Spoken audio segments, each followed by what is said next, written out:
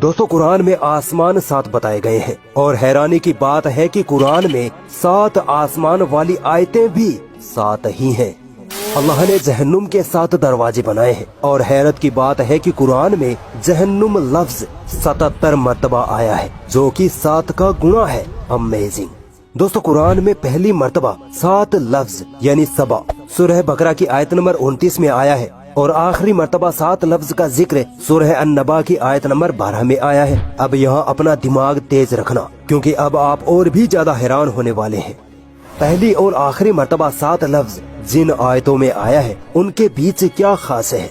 गौर करेंगे तो पाएंगे कि पहली और आखिरी मर्तबा 7 लफ्ज जिन सूरह में आया है यानी सूरह बकरा और सूरह नबा, इन दोनों सूरह के साथ इनके बीच में भी टोटल 77 सूरह है, जो कि 7 का सीधा गुना है। सुभान अल्लाह। तो तुम अपने रब की किन किन निशानियों को झुठलाओगे? अभी आगे और देखिए। जिस आयत में 7 लफ्ज पहली मर्तबा जिक्र हुआ, उस आयत से आखिरी मर्तबा 7 लफ्ज का जिक्र वाली आयत तक टोटल 5649 आयतें हैं। अमेजिंगली ये नंबर भी 7 का गुणा है। 7 लफ्ज पहली बार सूरह बकरा में और आखिरी बार सूरह नबा में आया। अब आप गैस करिए कि इसमें अल्लाह की क्या कुदरत छुपी है। आप अगर गौर करो तो सूरह बकरा से सूरह नबा तक कुल 5705 आयतें हैं, जो सीधा 7 का गुणा है। पहली मर्तबा जिस आयत में 7 लफ्ज का जिक्र आया, उससे पहले टोटल 35 आयतें हैं, 7 सूरह फातिहा की और 28 सूरह बकरा की। ये 35 नंबर भी 7 का गुणा है। और आखिरी मर्तबा जिस आयत में 7 लफ्ज का जिक्र आया यानी सूरह नबा की आयत नंबर 12 है। इस आयत से पहले कुरान में 5684 आयतें पढ़ती हैं। हैरानी की बात है कि ये नंबर भी 7 का मल्टीप्लाई है। क्या अब भी लोग यही कहेंगे कि ये सिर्फ कोइंसिडेंस है? तो फिर आओ और सुनो। कुरान में आदमी लफ्ज 24 बार आया है, तो वहीं औरत लफ्ज भी 24 बार ही आया है। दुनिया लफ्ज 115 बार, तो आखिरत लफ्ज भी 115 बार।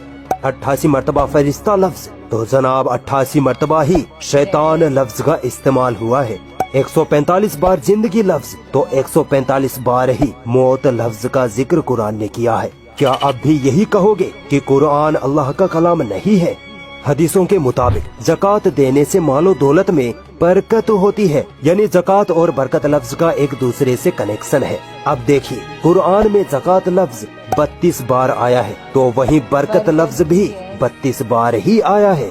इबलीस जो सारे शैतानों का सरदार है, कुरान में इबलीस लफ्ज 11 बार आया है। हैरानी की बात है कि कुरान में इबलीस से पनाह मांगने का जिक्र भी 11 बार ही हुआ है।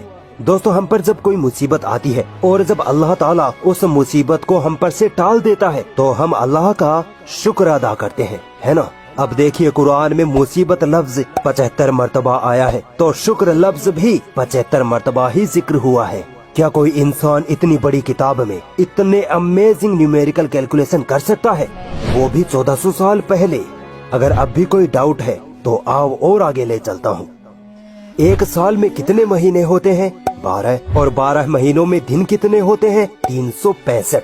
ठीक है, अब आइए कुरान मजीद की तरफ। कुरान में महीने लफ्ज का जिक्र एग्जैक्ट 12 बार आया है और दिन लफ्ज का जिक्र एग्जैक्ट 365 बार आया है। जितने महीने उतनी बार जिक्र, जितने दिन उतनी बार जिक्र। अल्लाह की इस गणितीय कुदरत में एक साइंटिफिक फैक्ट भी छुपा है। साइंस कहती है कि ये 12 महीने और महीनों में 365 दिन का होना दरअसल धरती का सूरज के गिर्द चक्कर लगाने से होता है। यानी धरती सूरज का एक चक्कर लगाने में 12 महीने या 365 दिन लेती है।